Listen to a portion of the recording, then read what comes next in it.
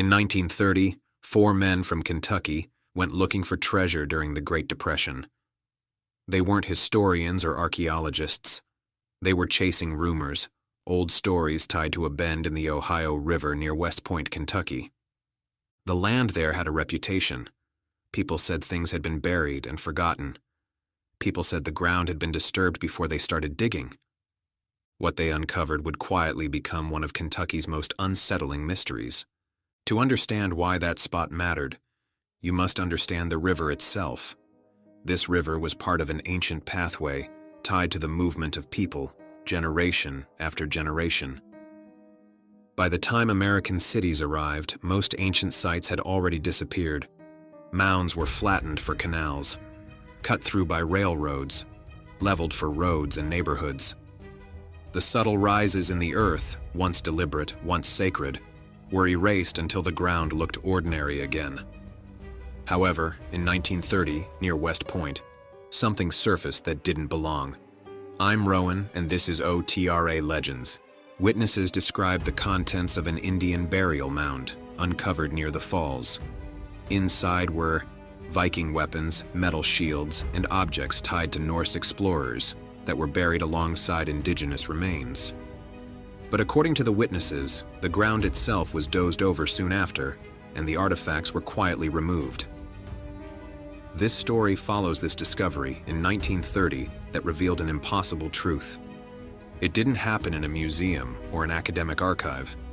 It happened along a quiet stretch of land near the Ohio River, in a place where development had skipped over just enough ground for the past to linger. During the Great Depression, work mattered more than questions. There were no laws protecting burial mounds, no permits required, no oversight to slow a shovel once it struck the earth. 4 men, 2 local sharecroppers and 2 from Louisville, decided to dig into a line of old mounds people said had been there for generations. The site lay near the Salt River, along the Ohio River, in what is now West Point, Kentucky. The mounds were well known, spoken of as landmarks long before anyone could remember who built them. Old Kentucky maps from as early as 1793 show a series of raised earthworks near this very location, already marked as features of the land. The men weren't scholars or archaeologists. They were searching for artifacts they could sell, hoping the ground might offer a way out of hard times. For days, they worked their way into the tallest mound. They camped nearby, fished the creeks, and gathered at night beside a small fire, their tools stacked just beyond the glow of the flames. Digging into a burial mound was nothing like digging ordinary earth.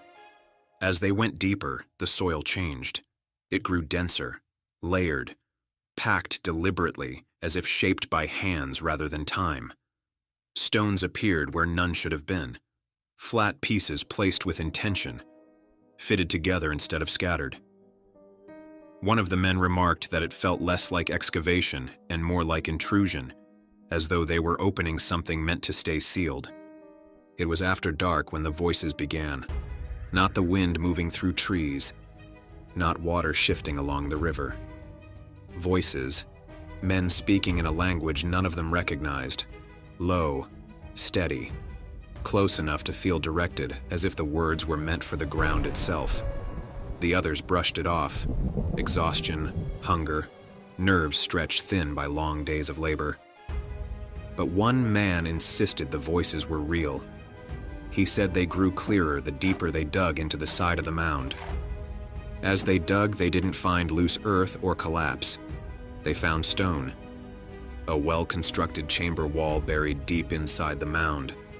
The opening beyond it revealed darkness that felt heavy and still. Beyond the collapsed wall, they discovered a narrow tunnel, almost completely entombed in rock. It did not twist or wander like a natural passage. It ran straight, pressed inward toward the center of the mound. Its sides were lined with fitted stone, darkened by age, stacked and sealed as if the tunnel had been deliberately buried from the inside out. In places, the ceiling had partially collapsed, forcing them to crawl. Lantern light revealed layers of rock placed with care, no markings they recognized, no familiar tool signs, yet balanced and intentional. The deeper they went, the heavier the air became. Sound seemed to disappear, swallowed by stone, until even breathing felt intrusive. Near the center of the mound, the tunnel ended at a thicker wall of stone. Larger, tighter, sealed more carefully than anything else they had uncovered. When the men finally broke through into what appeared to be a well-constructed stone chamber deep beneath the mound, they stopped work and waited for morning. Whatever lay beyond the collapsed wall felt intentional, sealed with purpose. That night, the same man claimed he saw figures standing just beyond the reach of the firelight, indigenous warriors and others who did not belong to the land at all. White men, armored, carrying shields and blades that had no place here in the Ohio River Valley.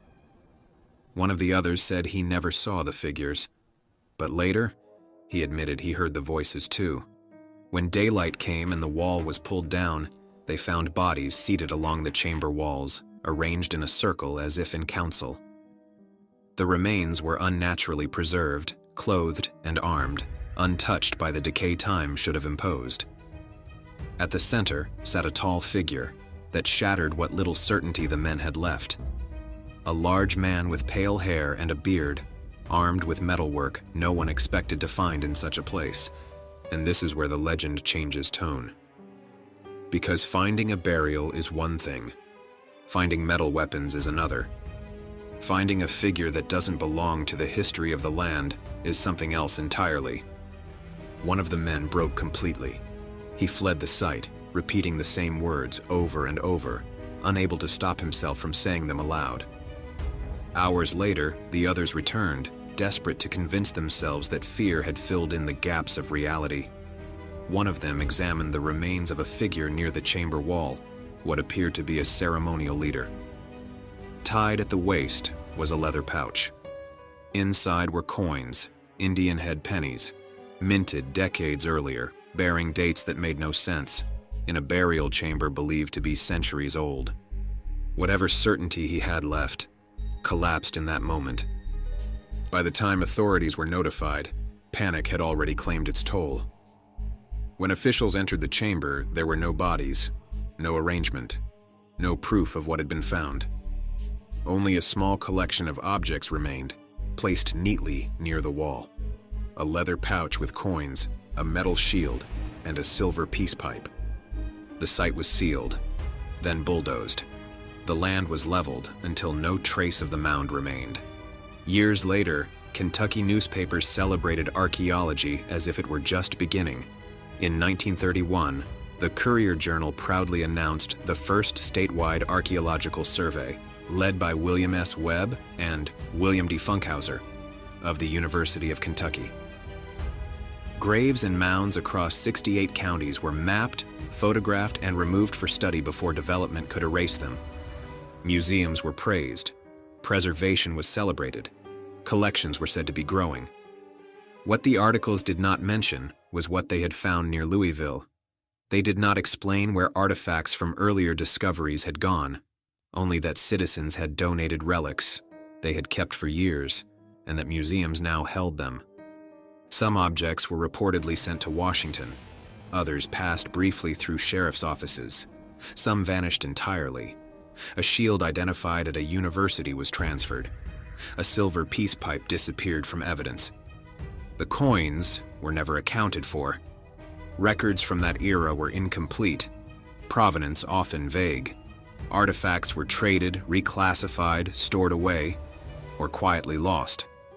Webb and Funkhauser documented what they could. Earlier publications preserved what people remembered, but neither could recover what had already been erased.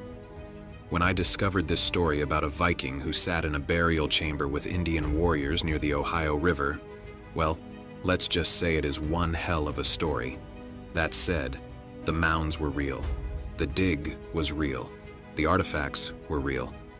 And the historical record breaks down exactly where it shouldn't. History tells us what survived. Folklore tells us what didn't. And sometimes, the most dangerous thing buried in the ground isn't a ghost, but a question no one wants to answer. I'm Rowan, and this is OTRA Legends. Until next time, happy hunting.